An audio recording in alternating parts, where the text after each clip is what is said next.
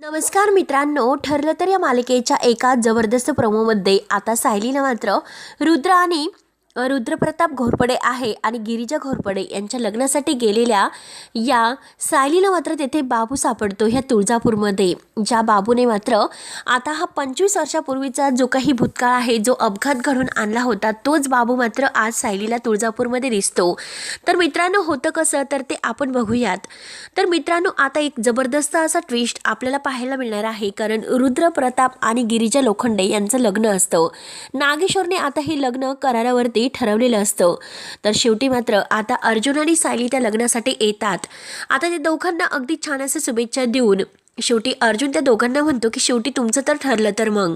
आता रुद्रप्रताप लगेच खुश होत म्हणतो की हो, गिरिजाकडे बघत, हो आमचं तर ठरलं आणि ते केवळ नशिबामुळे आज आम्ही एकत्र आलोत. आता हे ऐकून गिरिजा खूप खुश होते आणि तेवढ्याच सायलीला आता जो काही तुळजापूरमध्ये कायम आता तो देवी आईचा भक्त आहे आणि तो देवी आईचा भक्त म्हणजे बाबू. तर तिला तो बाबू दिसतो. तर सायली म्हणते की तोच तो बाबू. आता अर्जुन विचारतो की कोणता बाबू.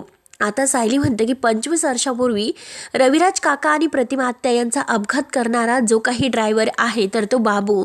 आणि तो तुळजापूरमध्ये आलाच कसा.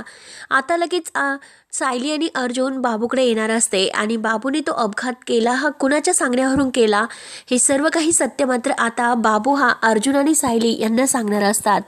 तेव्हा मित्रांनो, आता रुद्रप्रताप घोरपडे आणि गिरिजा लोखंडे यांच्या लग्नासाठी आलेल्या अर्जुन सायलीला मात्र बाबूचा आता अगदी तो सत्य सापडते आणि बाबू मात्र आता सगळ्यांच्या समोर आता पुरावा देऊन मात्र महिपतला कसा अडकवतो आणि महिपतनेच हा अपघात त्याला करण्यासाठी सुपारी दिली होती आणि ते पण आता नागेश्वरच्या सांगण्यावरून.